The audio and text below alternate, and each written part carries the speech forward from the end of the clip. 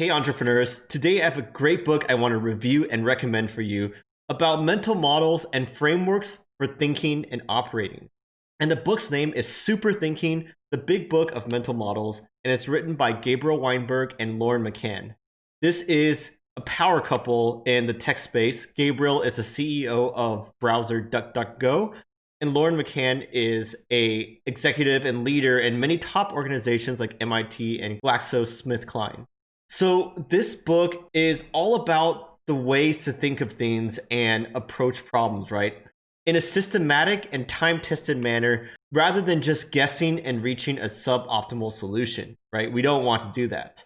And they've consolidated a wide range of mental models from a lot of different disciplines and areas like physics, psychology, sports, investing, and much more.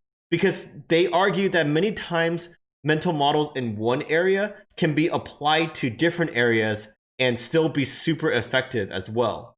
So this book is one that I recommend you read early on in your life and career because it offers an amazing overview of what all is out there in terms of disciplines and areas that you need to know about.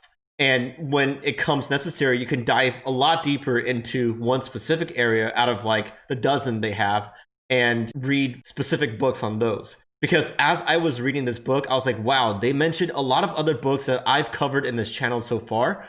And that just lets me know like what blind spots I have that I should dive into next, right? So now, as always in this channel, I want to give you a few highlights that I personally took away the most after reading this book, right? And I have three quick ones about this book.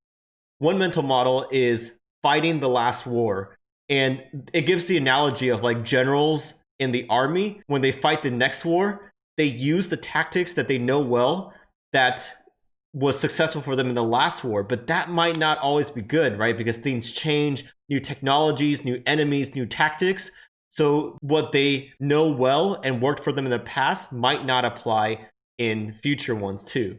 And so this you can take away in your entrepreneurial journey, because when you hire people or from company to company, from project to project, what worked well for you in the past might not always be the best in the future. So you have to keep that in mind and ask yourself if that's the case for the present context and the present situation.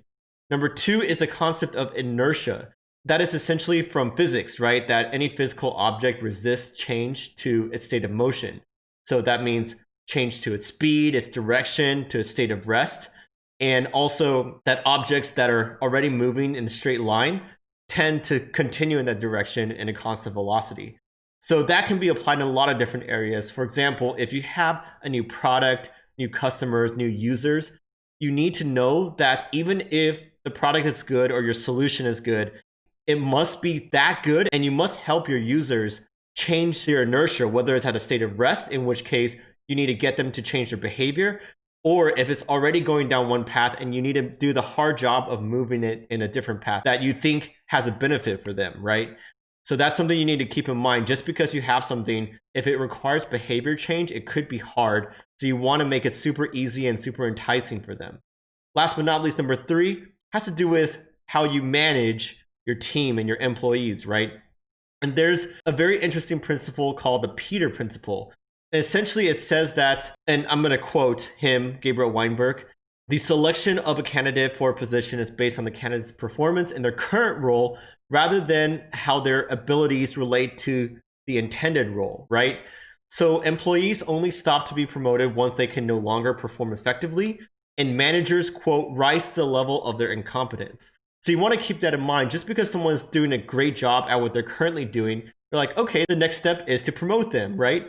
But what you're promoting them to, is that also aligned with what makes them so good at their current role? That's something you have to ask, right? Just because they're an amazing individual contributor does not make them a good manager.